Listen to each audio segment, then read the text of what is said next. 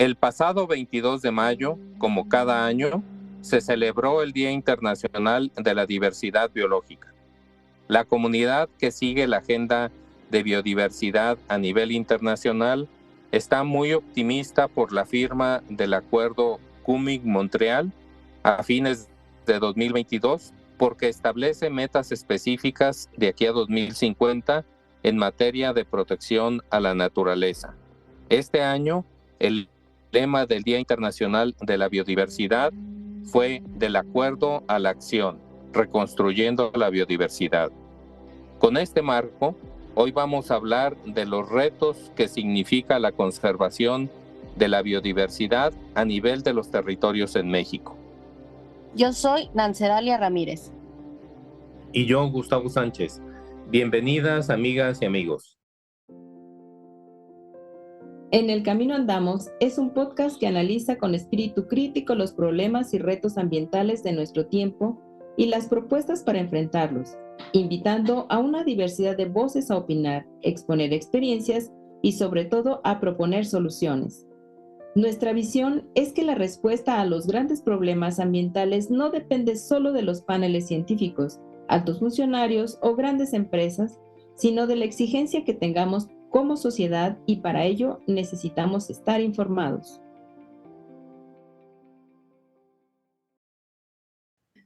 Amigos y amigas, bienvenidos a un episodio más de En el Camino Andamos. El día de hoy vamos a hablar sobre el Corredor Biológico Comunitario para la Conservación del Jaguar del Estado de Guerrero. Para ello hemos invitado al doctor Fernando Gutiérrez Ruiz y a la ingeniera Mayredith Rojas Rojas, tesorera de la Unión de Ejidos Hermenegildo Galeana. Bienvenidos. Bienvenidos, Fernando y Mayra. Gracias, muy amable. Gracias. Fernando, entrando en materia, nos gustaría que nos comentaras cómo es que en tu desarrollo profesional te interesas por el estudio del jaguar. Bien, bueno, yo antes que nada soy biólogo de profesión, y desde hace ya varios años, desde principios de los años 2000, me dediqué de alguna manera al estudio de la fauna silvestre.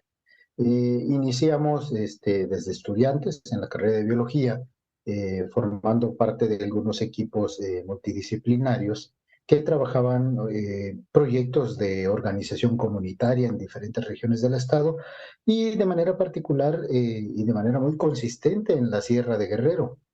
Y bueno, parte de nuestro trabajo era ir a interactuar con las comunidades, con los ejidos, conocer sobre la riqueza de especies, la diversidad en general de plantas, de animales. A mí me tocó, en ese sentido, me llamó mucho la atención, de hecho, el trabajo con los mamíferos silvestres. De manera particular, hacíamos los inventarios de mamíferos silvestres en cada uno de los ejidos en los que trabajábamos, y nos tocó conocer varios ejidos de Tecpan, de Petatlán, de la Sierra de Chilpancingo también, entre otros, donde íbamos generando información de todas las especies que se encontraban en la zona, mamíferos pequeños, roedores, murciélagos. Mucho trabajamos con estos dos grupos, y ya de ahí, de manera somera, trabajábamos con los mamíferos medianos y grandes, ¿no? En ese entonces no contábamos con mucha tecnología, era más de obtener evidencias por medio de rastros, ¿no? Para poder identificar especies de tamaño mediano y grande. Y bueno, hacíamos el trabajo con lo que teníamos disponible, hacíamos este trabajo de contacto, de interacción con los ejidos, con las comunidades, y en algunos de ellos nos comentaban de la presencia de felinos, ¿no? De presencias de felinos grandes, de manera particular, de pumas, de jaguares. En ocasiones identificaban a los tigrillos, o en el proceso encontrábamos algunos restos de estos animales, pieles, garras, cráneos, ¿no? Que nos daban la idea de la presencia de estas especies. Y bueno, trabajamos mucho tiempo en ese sentido, y en el proceso de establecer áreas de conservación, que era uno de los objetivos de estos proyectos, áreas de conservación comunitarias, nosotros utilizábamos lo que conocíamos, lo que obteníamos de información de manera general, Y bueno, cuando les ofrecíamos establecer áreas de conservación para musarañas, por ejemplo, que son animales muy desconocidos, muy importantes, pero que para los ejidos, para los ejidatarios no representaban ninguna relevancia, pues empezamos a tener conflicto ahí, ¿no? No encontrábamos aquellos grupos que les fueran atractivos. Los murciélagos de manera similar, los roedores de manera similar, no eran atractivos para los ejidos y comunidades, y entonces teníamos que buscar un mecanismo que sí fuera atractivo, especies que fueran carismáticas, que nos ayudaran a que los ejidos y comunidades realmente tomaran decisiones de conservación considerando qué especies se encontraban en esa zona. Y bueno, después con el paso del tiempo fuimos encontrándole poco a poco, fuimos viendo que los felinos eran unas especies relevantes, muy llamativas, y que a la gente cuando ya les hablábamos de ellos, les mostrábamos imágenes, fotografías y demás, pues ya se sentían más atraídos, ¿no? Y de ahí partió esta idea de poder empezar a trabajar con este grupo que en su momento era bastante difícil. Muchas gracias, doctor. Eh, Ingeniera Mayra, también nos gustaría que nos pudieras hablar un poco de tu trayectoria. Cuéntanos cómo es que decidiste encaminarte a este sector forestal. Antes de concluir mis estudios, yo empecé a participar en mi ejido. Tuve la oportunidad de integrarme como promotor forestal comunitario, un programa que traía la Comisión Nacional Forestal. Entonces, de ahí empecé a participar con ellos como promotor. Fueron 2 años. Al concluir mis estudios, bueno, un poco antes de eso, me interesaba mucho ambiental y forestal, por lo mismo de que mi ejido es un ejido forestal, y participé haciendo mis prácticas profesionales con la Unión de Ejidos. En ese entonces tardé 1 año laborando como practicante, básicamente. Después de terminar mi carrera, seguí trabajando igual con mi ejido, pero ya de forma como auxiliar en prestador de servicios técnicos. Había un ingeniero a cargo, pero por la distancia no podía estar, así que fui yo la que empezó de lleno en esa área. También tuve oportunidad de trabajar con el ejido Cordón Grande, una temporada pequeña, pero donde también aprendí mucho en el manejo del sistema, pues del acerrío, del control, de patio, todo lo que se relaciona con la industria forestal. Y posteriormente llegó la oportunidad de seguir participando con la Unión de Ejidos como auxiliar técnico una temporada con la administración de hace 6 años. Y pues favorablemente en toda esa trayectoria y lo que había venido llevando ya con mi ejido y otros ejidos, empecé pues ya de lleno en esa área. Tuve la oportunidad de que me eligieron como tesorera de la Unión de Ejidos. Entonces, para mí fue algo, pues un extra, ¿no? Donde yo ya traía pues esas ganas y pues ahí pude como participar de lleno. Me interesó mucho esta parte de la conservación, de integrarme con organizaciones pues que estuvieran manejando este tipo de programas y sistemas. Y yo creo que de ahí fue algo más grande que yo tuve la oportunidad y pues hasta ahora, ¿verdad? Ya participando con más ejidos, planteándoles el manejo forestal sustentable, que ha sido una parte un poco complicada porque no se veía mucha participación de mujeres. Bueno, incluso no había participación de mujeres. Yo soy la primera mujer en la Unión de Ejidos participando ya con un cargo como tesorera. Y para otros ejidos, pues muy pocas ya eran las mujeres que les daban la oportunidad de participar. Afortunadamente, con el apoyo de la gente y con los resultados que se han dado, yo creo que ahora pues ya no es tan difícil, ya se ve más apoyo hacia una mujer o un joven, porque pues ven, ¿verdad? Las ganas que uno le ha puesto, el empeño y el entusiasmo, porque muchas veces en estos trabajos pues no lo haces tanto como por recibir un sueldo o un beneficio económico.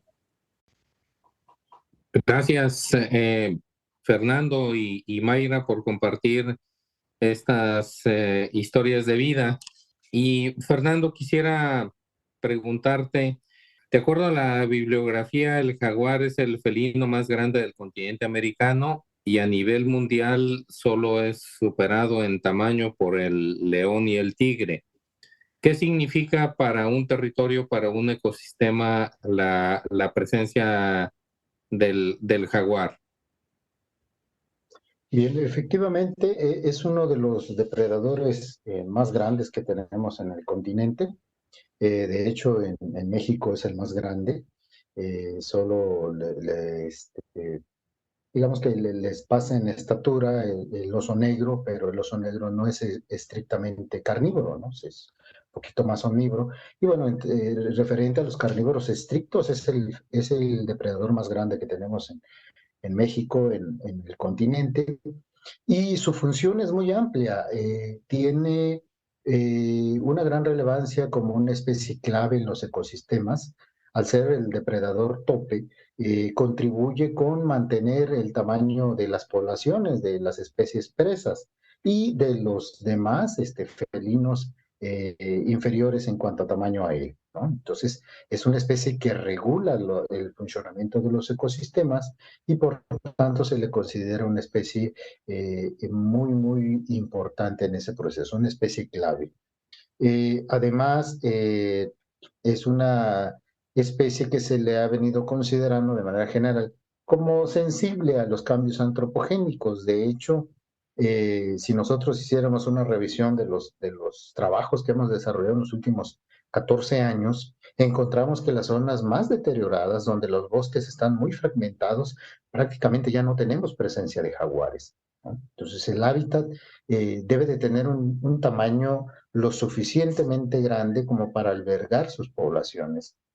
Si no se cumple ese requisito, la especie o se mueve o desaparece totalmente de la zona, ¿no? Pero además es una especie con amplios requerimientos de hábitat. Es decir, un jaguar puede recorrer un área tan grande como 300 kilómetros cuadrados, un macho, por ejemplo, y utilizar todo ese territorio como para poder desarrollar sus actividades cotidianas, ¿no? De alimentación, de reproducción, de refugio, entre otras, ¿no? Entonces, tenemos a especies que requieren territorios grandes y eso favorece a las estrategias de conservación. ¿Por qué? Porque si nosotros queremos conservar un territorio amplio y quisiéramos estudiar todos los organismos que se encuentran en él, no nos alcanzaría la vida para hacerlo, ¿no? Y no nos alcanzaría el recurso económico para poder tener toda esa información que en el área biológica nosotros utilizamos como base para las estrategias de conservación. Entonces utilizamos al jaguar como una especie sustituta, es decir, invertimos recursos, trabajo en poder identificar la situación de las poblaciones de jaguar y eso nos da una idea de cómo están el resto de las poblaciones de otras especies animales y vegetales en la zona. Entonces nosotros utilizamos al jaguar como una especie sustituta, pero además como una especie bandera. ¿Por qué? Porque es muy carismática, es una especie muy llamativa, que nos ayuda a lograr acuerdos con los dueños de los territorios, ¿no? Con los ejidos, con las comunidades, incluso con los propietarios, cuando son propiedades privadas. Muchas gracias, doctor. Bueno, esta pregunta va para Mayra. Creo que hablabas de algo muy importante que ha sido la falta de participación de las mujeres y jóvenes en los ejidos y comunidades. Entonces, nos gustaría saber concretamente de qué manera se promueve precisamente esta participación, en este caso, en el corredor comunitario para la conservación del jaguar, ya que son ejidos los que están participando en el mismo. Sí, mira, yo creo que ahora, pues en la actualidad o desde antes, la participación de la mujer ha sido muy fundamental, solamente que no se le había dado como el reconocimiento o el plus para seguir impulsando su participación.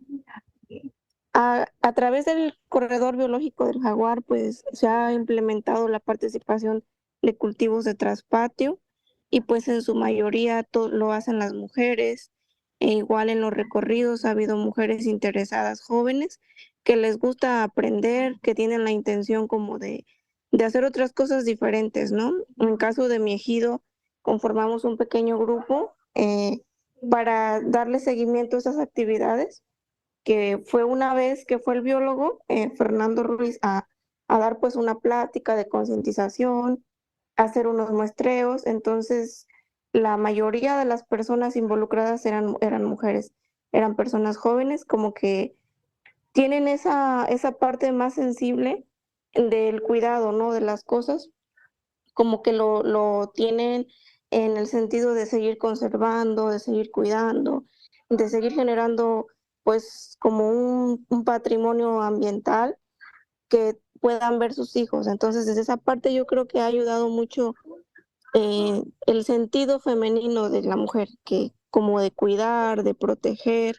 Entonces, creo que eso ha sido y se ha impulsado a través también de la organización en cada reunión que se ha tenido, por ejemplo, en los ejidos o en las visitas que se hacen, se les ha pues resaltado eso, que involucren a las mujeres, su participación es muy importante, a los jóvenes, o sea, que no se limiten, que antes era como de, es algo más rudo, ¿no? Para los hombres. Ahora ya no es así, ya la mayoría de las personas que se involucran o que les llama la atención son mujeres. Y creo que eso, ver a una mujer participando, ver a una mujer haciendo algo, como que las demás dicen, mira, sí, o sea, sí, sí se puede y sí lo apoyan y ya lo están viendo de una manera normal, ¿no? Gracias, Mayra.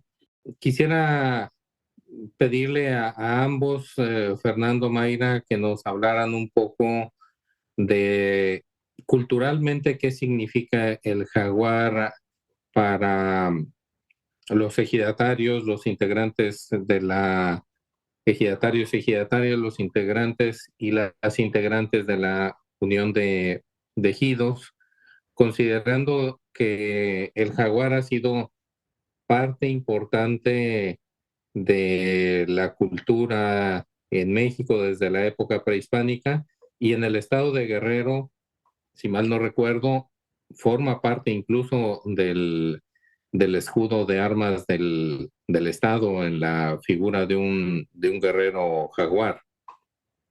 Actualmente, ¿qué significa para la gente? ¿Es algo amenazador o es un motivo de orgullo?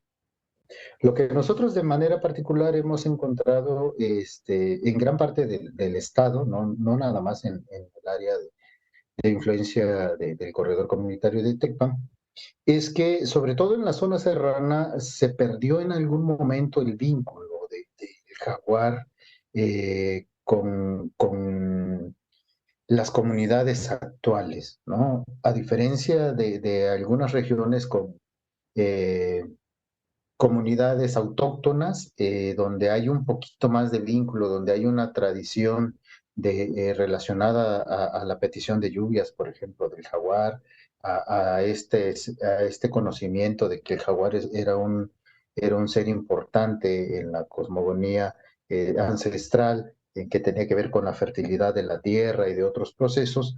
En la parte de la sierra no está tan arraigada esa situación.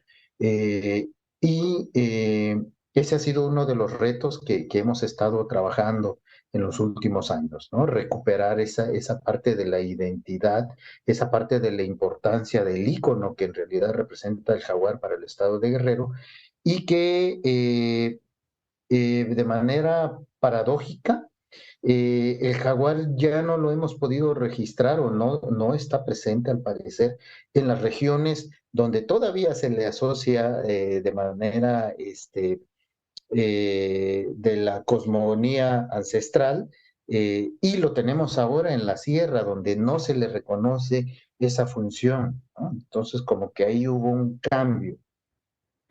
Y bueno, estamos tratando de hacer ese vertido de información, de ese paso de información cultural de las zonas donde sí lo hay hacia las zonas donde está físicamente el jaguar. No sé si me explico en ese sentido.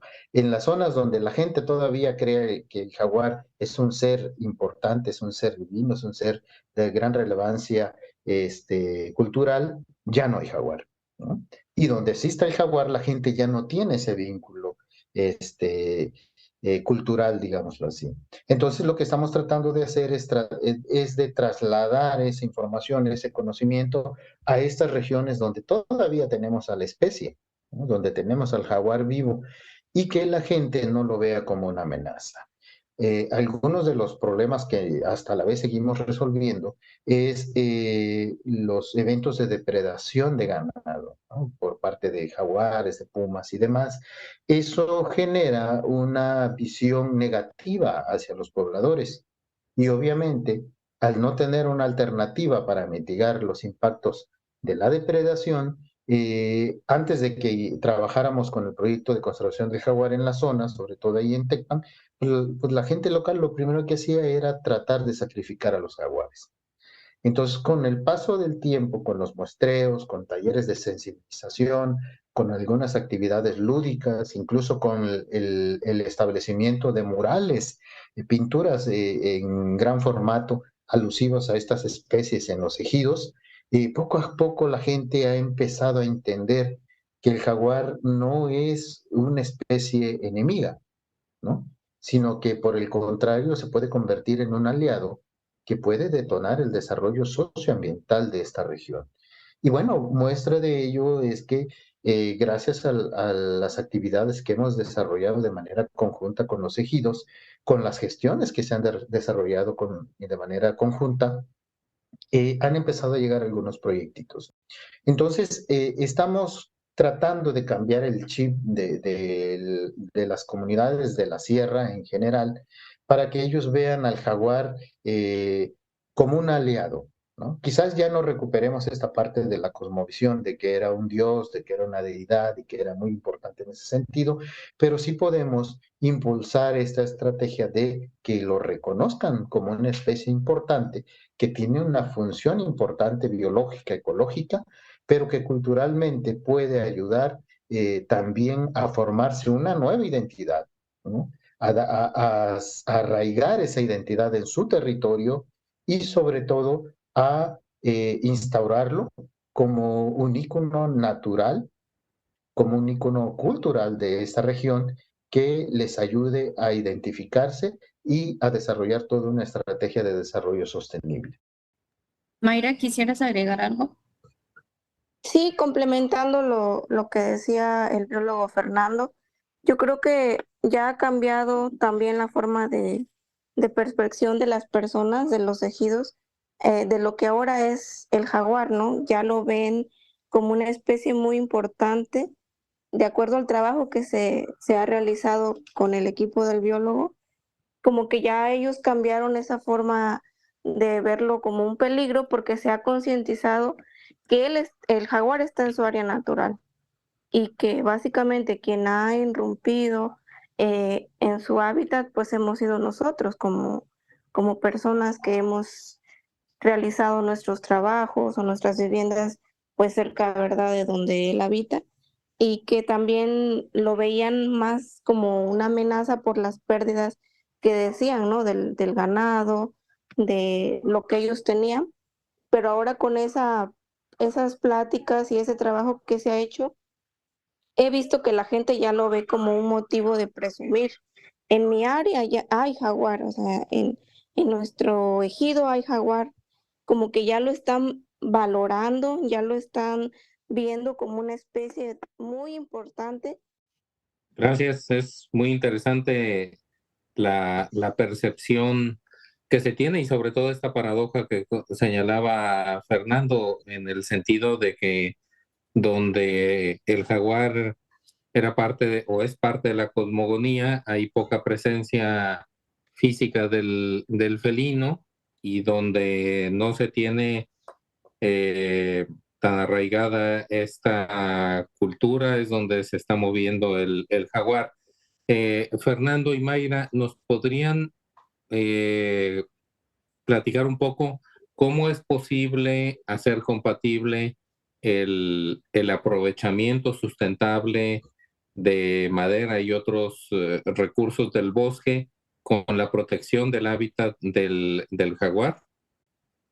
Claro, creo que una de las estrategias importantes en ese sentido es que una vez teniendo conocimiento de los recursos con los que se cuentan y de la biodiversidad que se encuentra presente en la zona, ya contando con esa información biológica, se pueden tomar decisiones de manejo y de aprovechamiento sustentable en este caso, pero también de conservar aquellas áreas que realmente son importantes, ¿no?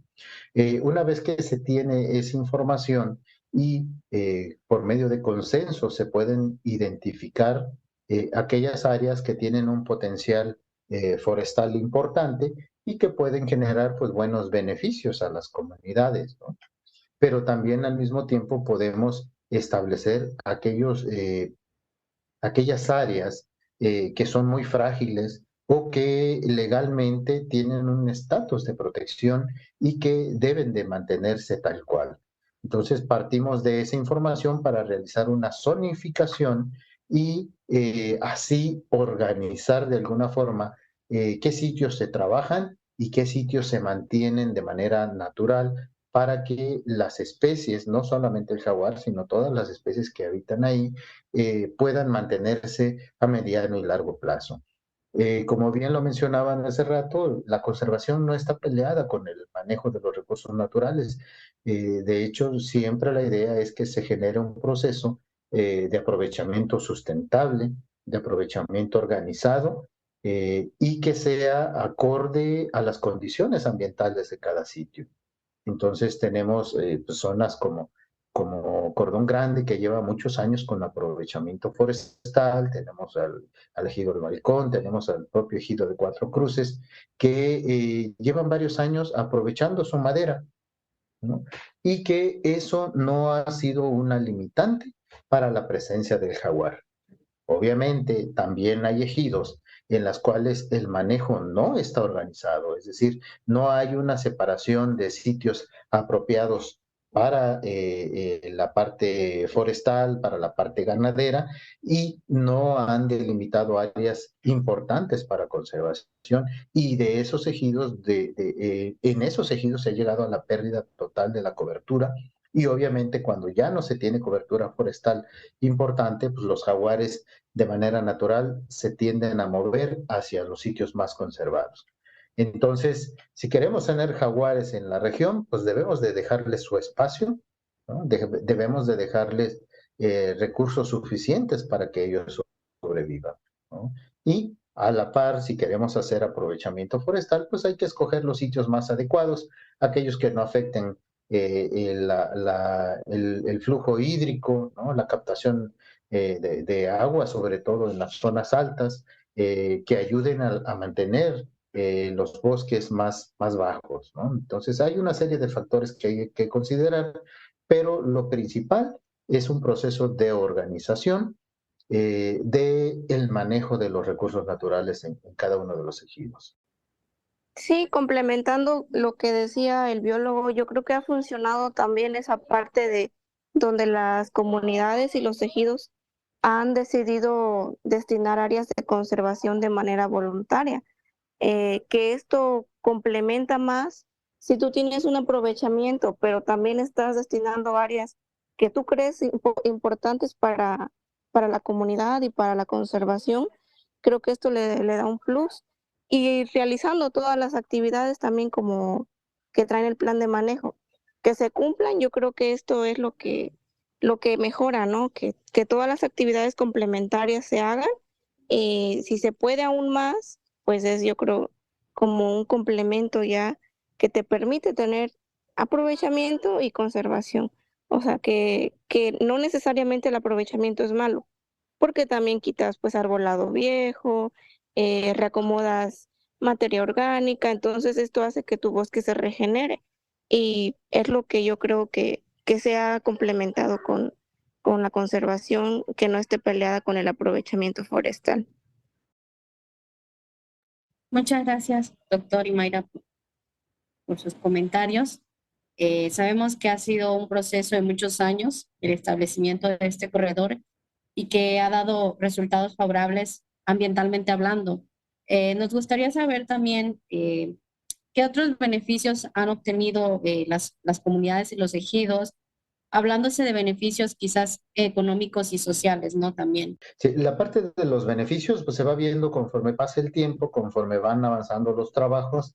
Es importante recalcar que es un proceso, no se da de la noche a la mañana. Y bueno, involucra convencimiento de los ejidos, de sus habitantes, de las autoridades locales, estatales, federales, para que los recursos, los apoyos, los proyectos fluyan hacia estas regiones. No ha sido un proceso fácil, ha sido un proceso de gestión, de convencer a todos estos actores de que el trabajar de manera organizada, de que el buscar el beneficio para todos y utilizar a una especie tan importante y tan noble como el jaguar, trae sus consecuencias favorables, ¿no? El principal objetivo que nosotros perseguíamos era establecer áreas de conservación, pero ¿para qué sirven esas áreas de conservación si limitamos a los ejidos y comunidades en cuanto a su desarrollo social?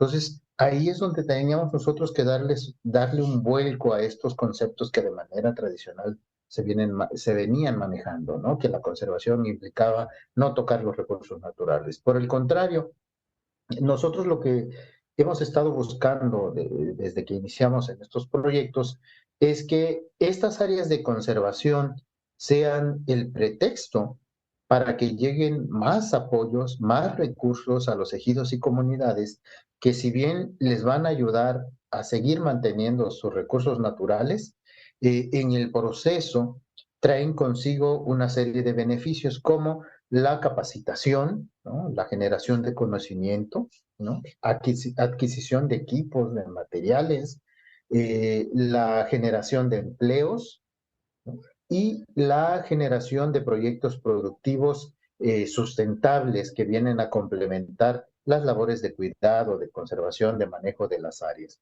Entonces, la idea es que los ejidos estén cada vez más organizados, que tengan recursos materiales y recursos económicos para realizar las actividades de manejo y conservación de sus territorios y que no se vean afectados por incidentes como los incendios forestales, por ejemplo, que de alguna manera tienen un efecto muy grande en los ecosistemas y en los recursos forestales, ¿no? Sino que tengan estos beneficios y que lleguen proyectos adicionales que ayuden a desarrollar actividades productivas, ¿no? Muestra de ello, pues es Cordón Grande, el cual en los últimos años ha diversificado toda su actividad productiva, ¿no? Hablamos de que es un ejido que ya no nada más baja la madera en trozo, sino que ya también la serra, ya también produce muebles, ya también produce otros implementos de madera, ya empieza a trabajar con el aprovechamiento, por ejemplo, de carbón natural, los proyectos apícolas, los proyectos piscícolas, además ya tienen un vivero desde hace varios años que les ha estado ayudando a restaurar sus bosques, es decir, tienen una gama de proyectos que han surgido de esta estrategia de manejo y conservación de sus recursos naturales, ¿no? Y gran parte de los recursos han salido de apoyos de instituciones federales, estatales, entre otras, ¿no? Y eso creo que es un ejemplo muy claro de cómo un manejo organizado de los recursos naturales puede traer de la mano un desarrollo sustentable. Mayra, no sé si quieras comentar algo más sobre los beneficios para los compañeros y compañeras de la Unión de Ejidos? Pues yo creo que todo el trabajo que se ha hecho a lo largo de los años ha puesto a la organización como una organización diferente, incluyente en todos los sentidos, que no solamente es en recursos forestales o agropecuarios, sino es un trabajo realmente con la comunidad, desde las pláticas con los ejidos, desde la percepción del cuidado de los recursos.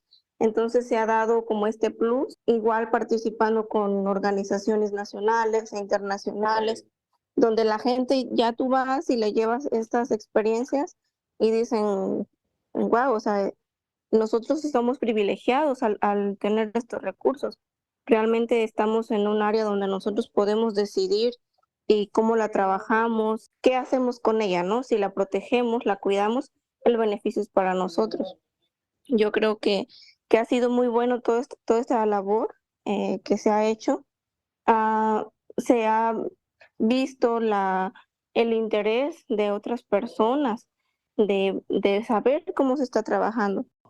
Fernando, con la implementación de esta estrategia, de este proyecto del corredor biológico comunitario del jaguar, ¿se ha observado una recuperación del felino en la región?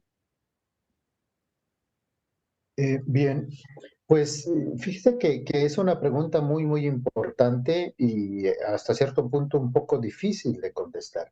Sin embargo, lo que sí tenemos claro es que el cambio en la percepción de los ejidos que son parte de este territorio ha permitido que de manera puntual se disminuya el sacrificio de jaguares. De entrada, esa es una de las ventajas más grandes que ha tenido este proceso, ¿no? Ya no es tan común que se realice sacrificios de jaguares en la región. Y de hecho, una cosa que hay que denotar, cada vez hay más ejidos interesados en formar parte de estos corredores comunitarios del jaguar. Ahora bien, en cuanto a las fluctuaciones de la población, bueno, se da de por sí de manera natural. Sin embargo, creemos que la población de esta zona, al bajar esa presión que tenía antes, que era la cacería continua, se ha mantenido por lo menos en los últimos 5 años, ¿no? Entonces, tenemos que en la región estamos manejando alrededor de unos 6, 7 jaguares que se mueven en un área de alrededor de 300 kilómetros cuadrados y que con el trabajo comunitario, con el trabajo de sensibilización que se ha hecho, con esta sinergia entre ejidos, asociaciones, instituciones, estamos ayudando a que esta población no disminuya, por lo menos, no desaparezca en los próximos años y con la suma de más ejidos y más comunidades al proyecto, podríamos en poco tiempo garantizar la presencia a mediano plazo de la especie. A pesar de que tenemos más de 300 kilómetros en la zona, todavía no es suficiente para albergar una población viable de jaguares, ¿no? Necesitamos un poquito más. Ahí entra la invitación a los ejidos vecinos de que se sumen a esta estrategia, de que participen, de que sean parte de este proceso de conservación y desarrollo sustentable. Fernando, esta también sería una invitación no solo a más ejidos, sino también a más fundaciones, empresas, dependencias de gobierno que quieran invertir en ampliar este corredor. Es correcto, es correcto. Creemos que la sinergia es lo que nos ha permitido tener éxito en este proyecto, ¿no? Es un trabajo que tiene detrás muchísima gente, muchas organizaciones, universidades, instituciones. Sin embargo, ha sido un proceso relativamente lento, ¿no? Como bien hemos venido comentando, llevamos para el corredor comunitario de Jaguara y en Tecpan, desde el 2018 hasta la fecha y apenas lo estamos viendo consolidado. Entonces, eso es porque no ha habido la solvencia para poder realizar en tiempo y forma muchos de los trabajos que se requieren. La invitación efectivamente debe de ser abierta a todos los actores de gobierno, a la sociedad civil, a las universidades. Es importante la suma de esfuerzos para que estos trabajos avancen mucho más rápido y no tengamos la presión del tiempo o de cualquier incidente o cualquier inclemencia del tiempo que nos afecte estos territorios que con mucho esfuerzo hemos estado trabajando y ayudando en la conservación con los ejidos y comunidades de la sierra. Muchas gracias, doctor, por sus aportes enriquecedores. Y bueno, pues nos encontramos ya en la recta final de nuestro podcast, pero antes de despedirnos, pues nos quisiéramos saber y hacer una última pregunta, ya que ya hablamos un poco sobre los beneficios de conservar, de llevar a cabo esta iniciativa del Corredor del Jaguar. Sin embargo, pues como ya lo han comentado, ha sido un proceso difícil que lleva más de una década y nos gustaría pues saber un poco sobre los desafíos y retos que se ha tenido, ¿no? En materia de conservación. Bueno, los retos siempre han sido grandes. Llevábamos más de 10 años que no se establecía una sola área de conservación en el estado de Guerrero. La primera después de esos 10 años fue la de Cordón Grande y Platanillo, ¿no? Entonces, esto es una muestra de que sí se pueden hacer las cosas, ¿no? Y que hay forma de poder salvar todos esos obstáculos. Sin embargo, pues no son menores, ¿no? Sabemos que para poder desarrollar este tipo de proyectos que requieren generación en campo, ¿no? Sobre la biodiversidad local, que requiere trabajo comunitario, de sensibilización, de capacitación, de seguimiento, ¿no? De sensibilización respecto a la parte socioambiental, que requiere tiempo y recursos para la gestión ante las autoridades estatales, federales, eh, entre otras, ¿no? El conseguir recursos para hacer el trabajo básico, el conseguir los materiales, el equipo básico, no es tarea sencilla. En los últimos años hemos tenido la fortuna de nada más conseguir los fondos básicos para hacer los muestreos, los gastos operativos, ¿no? Porque tenemos equipo que nos prestan, porque viene gente que nos ayuda en las capacitaciones, porque hay voluntarios que participan en los muestreos, ¿no? Porque los ejidos y comunidades aportan, nos apoyan en campo, en fin, la suma de los esfuerzos es lo que nos ha permitido tener éxito en este tipo de trabajo. De otra forma, estaríamos quizás con un retraso de por lo menos 6, 7 años, ¿no?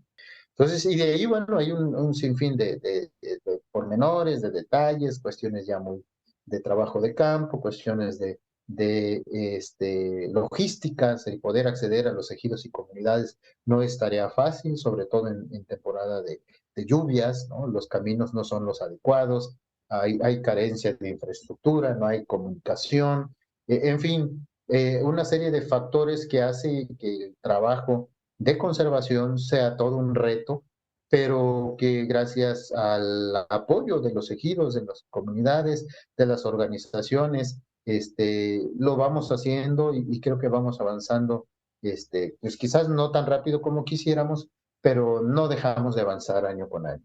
Mayra, nos gustaría escuchar algún comentario de cierre. Yo creo que el reto más difícil de todos ya se ha logrado pues vencer, que es que la gente tomara otro tipo de conciencia, que la gente viera este proyecto como un proyecto muy importante.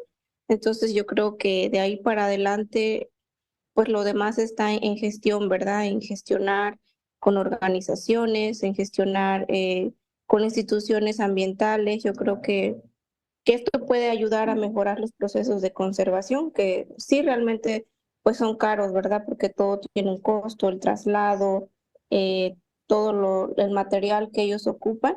Es un gusto compartir este tipo de experiencias con el auditorio que nos escucha, y yo creo que vamos para adelante, ¿no? Que sabemos más de los procesos que se llevan en los ejidos y comunidades, que tienen otra visión, que la gente los vea desde otra visión, y no simplemente como personas que aprovechan los recursos naturales, sino como personas que cuidamos de los recursos y los aprovechamos de otra forma, más sustentable. Muchísimas gracias por Fernando y Mayra por compartir con nosotros, con el auditorio, estas experiencias del Corredor Biológico Comunitario del Jaguar.